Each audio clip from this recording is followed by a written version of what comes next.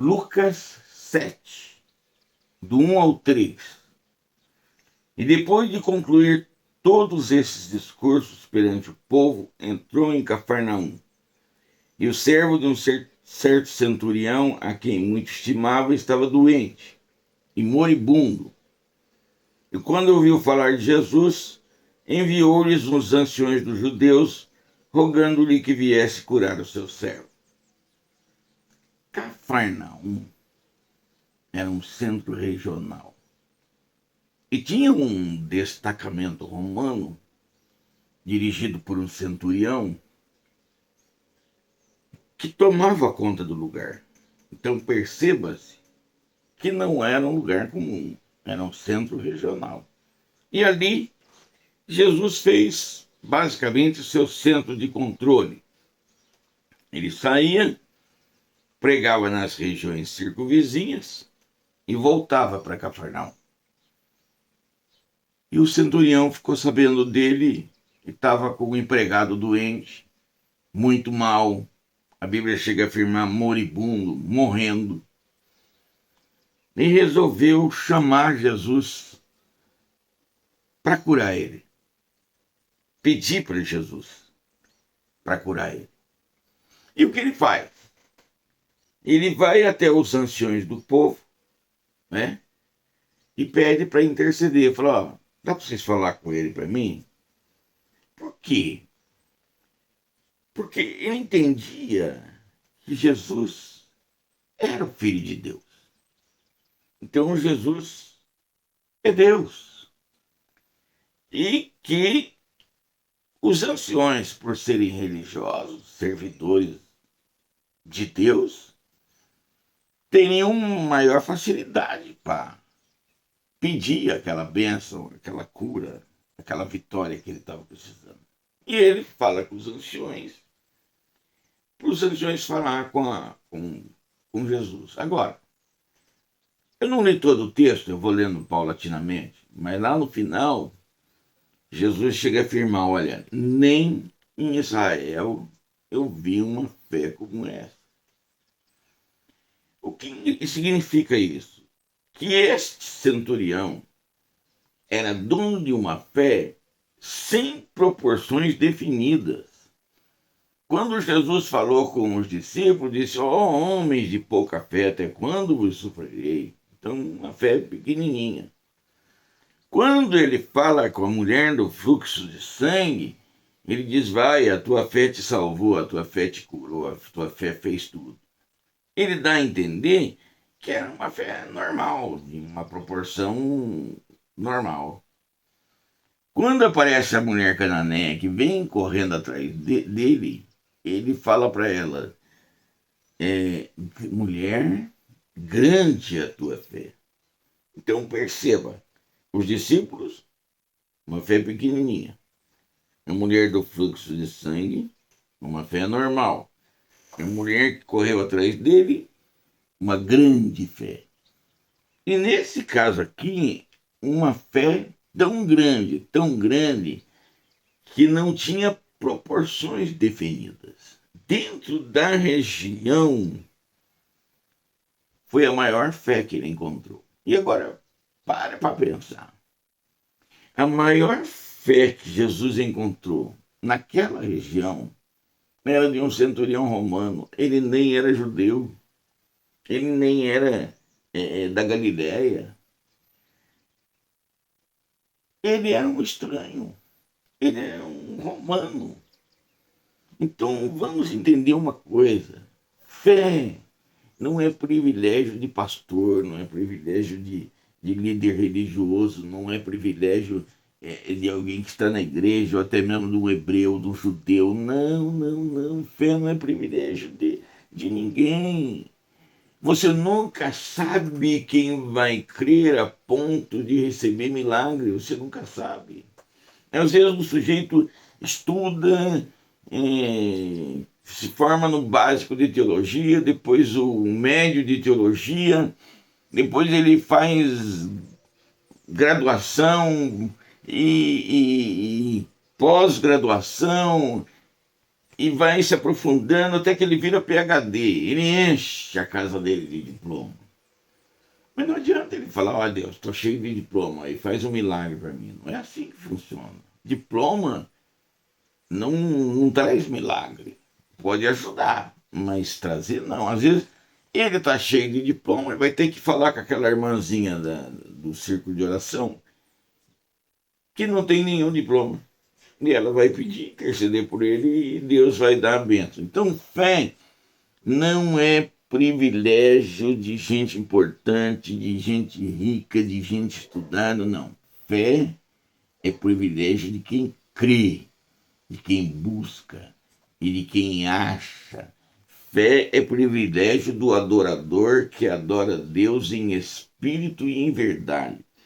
E nesse caso aqui, o centurião romano era dono da maior fé da região. Aí eu pergunto para você que está me ouvindo: você não pode ter uma fé como essa? Eu já fiz um estudo mostrando com pelo menos sete versículos de como fazer a sua fé crescer. Você imaginou se você segue as lições desses versículos e alcança uma fé como essa? Uma fé que chega e Jesus vai afirmar, né? Nem Israel achou uma fé como essa. Olha, você vai resolver os seus problemas, o da sua família, o dos seus vizinhos, da sua igreja e até da sua cidade. Por quê? Porque a fé serve para tudo. Fé move Deus, move a mão de Deus, move o mundo espiritual. Você precisa aumentar a sua fé. Ah, eu quero vitória, eu quero bênção, eu quero milagre, eu quero. Pode querer e pode conseguir. Você só precisa aumentar a sua fé. E fé não é privilégio de gente importante, não. Fé é privilégio de quem se humilha perante Deus e vai buscar, e vai pedir, vai requerer. Pedir e receberá. Né? Buscar e acharei, batei e abrir-se-vos-á. Porque o que pede recebe, o que busca acha, e ao que bate se abre. Está escrito, é só fazer. Lucas 7, o 4, o 5 e o 6. E chegando eles junto de Jesus, rogaram-lhe muito, dizendo: é digno que lhe concedas isso, porque ama a nossa nação, e ele mesmo nos edificou a sinagoga.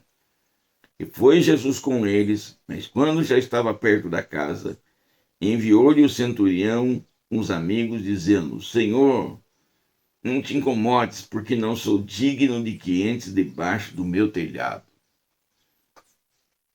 Veja bem que coisa interessante, né? O homem manda pedir para Jesus um milagre, mas quando ele fica sabendo que Jesus está indo para a casa dele, ele manda uns amigos para dizer: não, o senhor não pode ir até a casa dele. Por quê? Porque ele não é digno de te receber. Como não é digno? O homem era o centurião de Cafarnaum. Por ser parte do povo dominador e ser o líder dos dominadores, a casa dele devia ser uma casa maravilhosa. Né? Ele era o centurião romano. Quem naquela região teria condições de receber o Messias como ele? Qual casa na região estaria mais abalizada para receber o Filho do Deus vivo? A dele. Mas ele achava que Deus era tão grande, e Jesus, por ser o Filho de Deus, era tão grande que ele não se achava digno de receber Jesus. O curioso é o seguinte: quando Jesus subiu no Monte da Transfiguração, levou Pedro, Tiago e João, e lá ele virou Deus na frente dos discípulos. Os discípulos ficaram estonteados, né? Caíram adorando ele, porque ele virou Deus. Mas o centurião não sabia de nada disso, não tinha presenciado, não tinha vivido. Mas como que o centurião chegou nessa conclusão? De que por ser o Filho de Deus, ele também era Deus?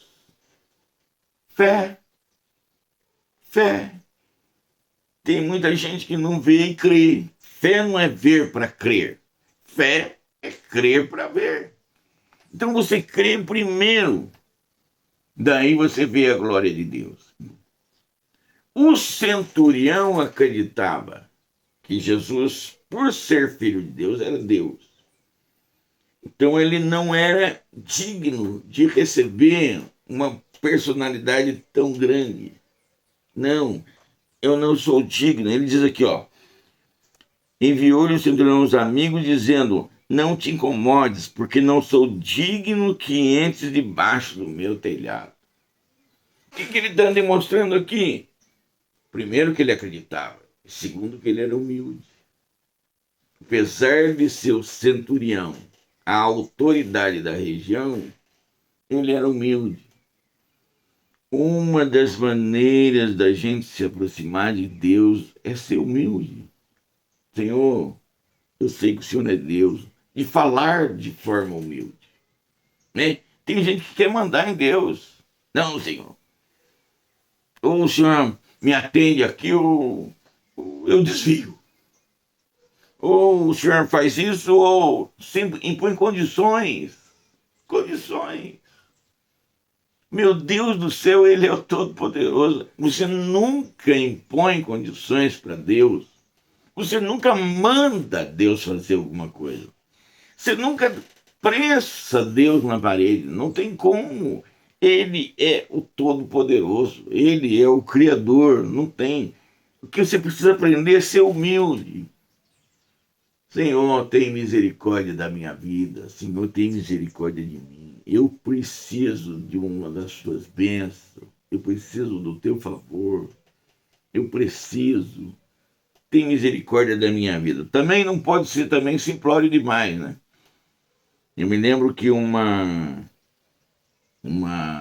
mulher veio para mim e falou, eu não sou digna de receber o batismo no Espírito Santo. Eu falei, não é mesmo? Aí ela regalou o olho, né? Não é mesmo?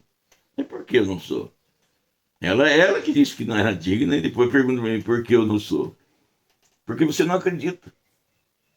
Se você acreditasse que o sangue de Jesus te purifica de todo o pecado, você ia se sentir digna, não porque você é importante, mas porque o sangue de Jesus tem poder. E se ele te purifica de todo o pecado, e o sangue de Jesus te torna digna. Agora, como você não acredita, então você não é digna. Então não vamos ser simplórios demais também. Não vamos querer colocar coisa, né? Tem que ser humilde. Tem que reconhecer. Eu reconheço que eu sou um pecador remido pelo sangue do Cordeiro. Eu tenho recebido os favores maravilhosos de Deus. Eu sou grato. Eu sou grato. Entendeu? E com essa humildade, com essa gratidão, é que eu me dirijo a Ele. Eu sei que o Senhor é Deus. Eu sei que eu sou imperfeito. Mas eu preciso da tua bênção. Eu preciso do teu milagre. Eu preciso da tua cura. Eu preciso de uma vitória que só o Senhor pode me dar. Tem doença que a pessoa vai no médico. O médico desengana. O médico diz, não, olha, até o limite da ciência nós já chegamos. Agora só Deus.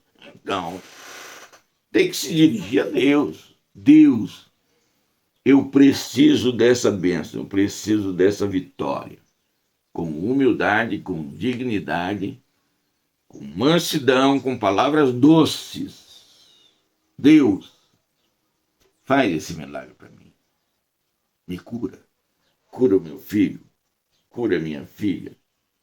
Cura aquela pessoa.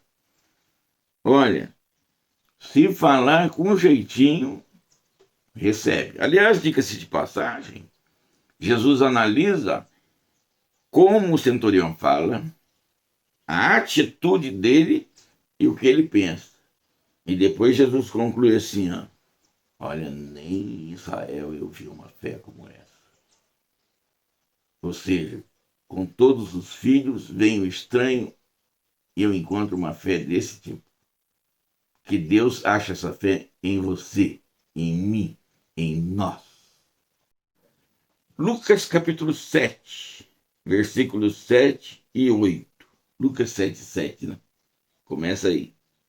Fácil de gravar, né? É por isso que nem ainda me julguei digno de ter contigo.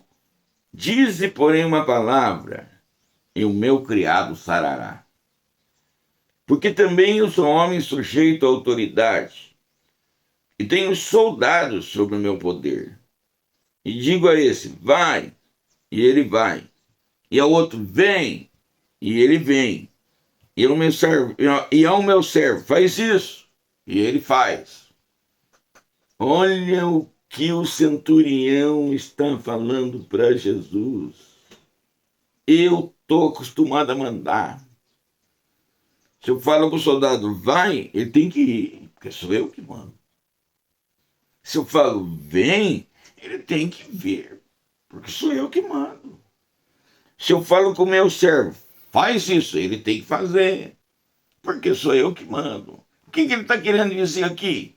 Ele está querendo dizer para Jesus, eu sei que o Senhor é Deus. Eu sei que o Senhor é o Filho de Deus. Eu sei que o Senhor manda, e manda mesmo, né? Todo poder me é dado na terra e no céu. Foi isso que ele falou para os discípulos. E manda mesmo. Então eu sei que o Senhor manda. Assim como eu mando no meu soldado, vai, ele vai, vem, ele vem. Ou eu falo com o meu servo, meu criado, meu empregado, faz isso, ele faz.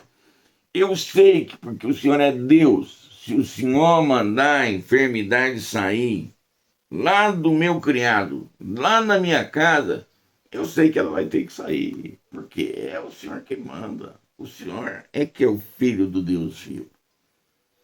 O Senhor é que tem esse poder. Na verdade, Jesus tocava em pessoas. Até em quem ele não podia tocar, ele tocava. Ele, por exemplo, tocou no leproso. O leproso veio, adorou ele e disse: se quiseres, bem podes curar. Jesus foi e tocou, não precisava tocar, mas ele tocou. Quero ser limpo. E o leproso foi limpo. Ninguém podia acusar ele. Não, você trocou num homem que estava leproso. Não, porque o homem ficou bom. Ninguém podia acusar ele. Outros tocavam a Jesus, como a mulher do fluxo de sangue. Eu vou esgueirar aqui no meio da multidão. Se eu tocar na sua veste, na orla dos seus vestidos, se eu tocar, eu vou ser curada. E ela foi, tocou e foi curada. Então tinha gente que ele tocava. Tinha gente que tocava nele. Né?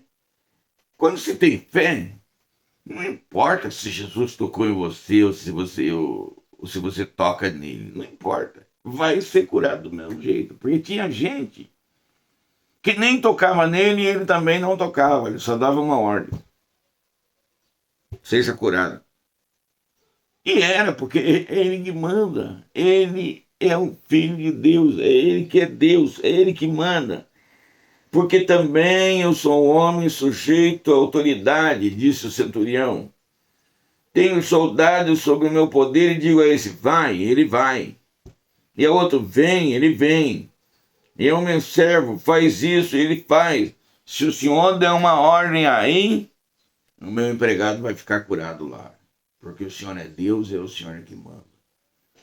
E não é à toa que Jesus fala, né? Nem em Israel eu vi uma fé como essa. Então vamos e convenhamos. Com esses estudos da fé que eu tenho colocado em vídeo, você tem um pré-requisito básico para você construir ou reconstruir uma fé grande, poderosa na sua vida, no seu ministério, a ponto de obter sinais, prodígios e maravilhas. Jesus Cristo é o mesmo. A Bíblia diz que ele não mudou. Então, aquele mesmo Jesus que produziu milagres no passado, é o Jesus do presente e vai ser o Jesus do futuro. Seguindo esses versículos bíblicos, esses pré-requisitos básicos, você pode construir, ou até mesmo reconstruir, se é que já teve uma fé tão grande que ela naufragou, pode reconstruir a tua fé de maneira tal que você possa obter os favores miraculosos de Deus para você e para todos que te rodeiam. Quanta gente... Ontem eu fiz uma viagem para pregar na cidade de Ubatuba. E eu peguei um trânsito, mas olha, um período que eu andaria em 1 hora, eu fiz em 3. E porque o trânsito estava lento demais, eu comecei a observar como tem farmácia. Como tem farmácia.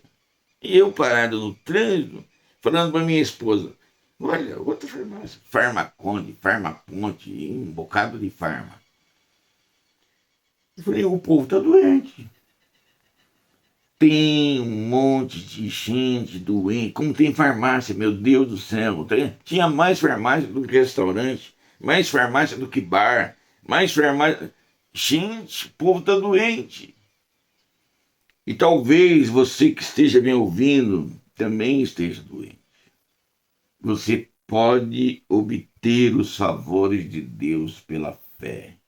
Você pode fazer a tua fé crescer.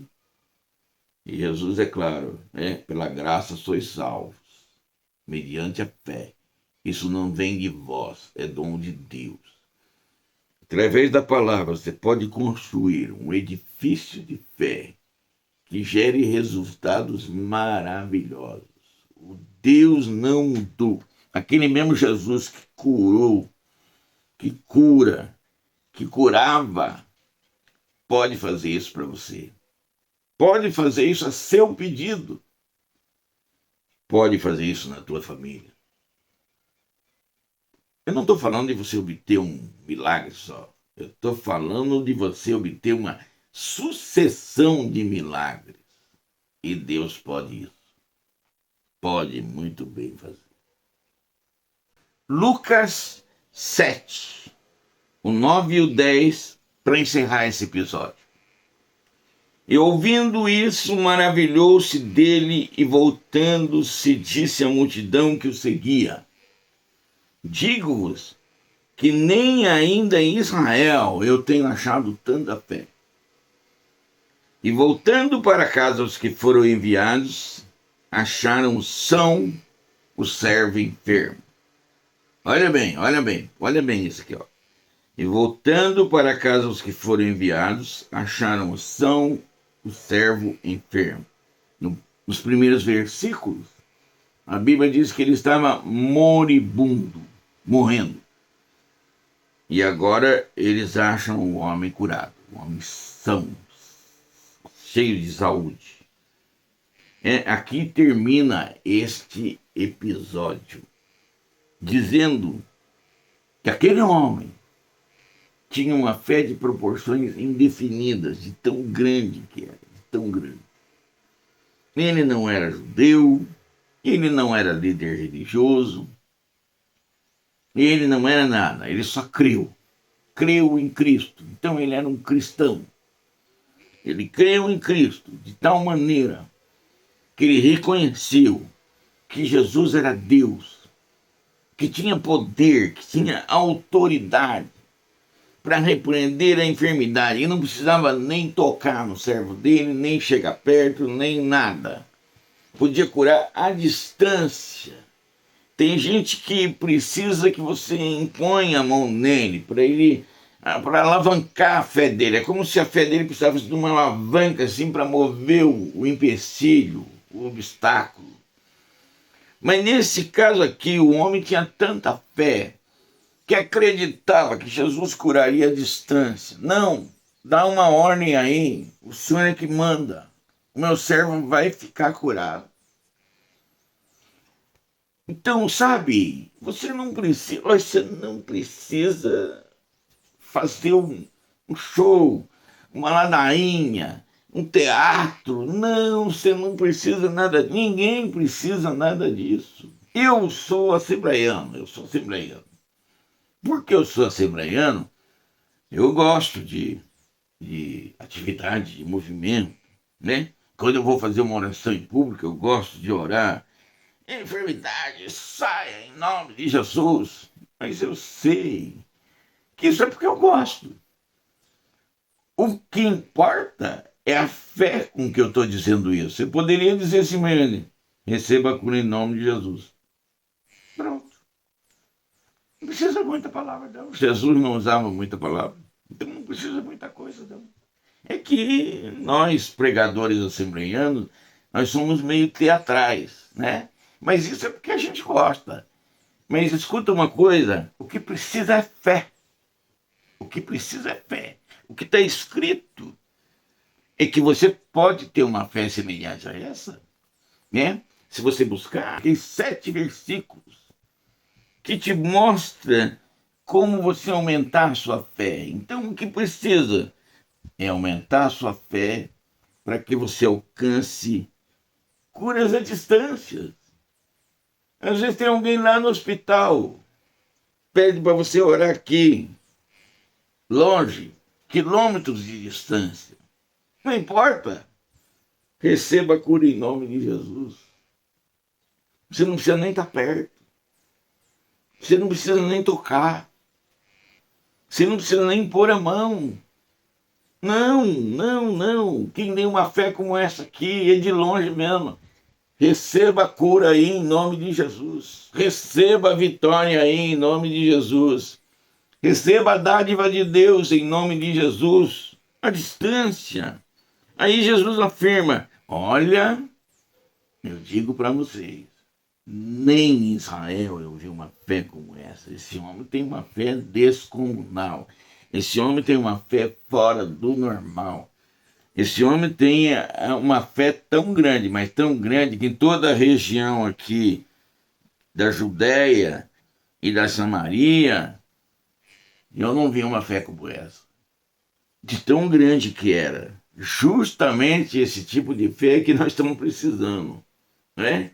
Com tanta gente ficando doente, né? Doente. Agora aparecem doenças mentais, como nunca vi antes. E hoje que se estuda o cérebro humano, se descobre mais e mais. Mas Jesus Cristo é o mesmo. Jesus é o mesmo ontem, hoje e eternamente. Está escrito no livro dos Hebreus. Jesus é o mesmo ontem e hoje e eternamente. Ele pode curar você, ele pode curar toda a família, porque ele curou toda a minha família já de doenças de forma sobrenatural. Ele pode curar muita gente na igreja, porque eu estou acostumado a ver ele curar um monte de gente na igreja. E ele pode curar gente até que nem é cristão, que nem tem nada a ver, basta pedir, né? Basta pedir. E outra coisa, tem gente que ele cura de longe. Os 10 leprosos pediram a cura, ele falou, vai lá e oferece uma oferta de graça lá para o sacerdote. Por quê? Os caras ainda estavam doentes.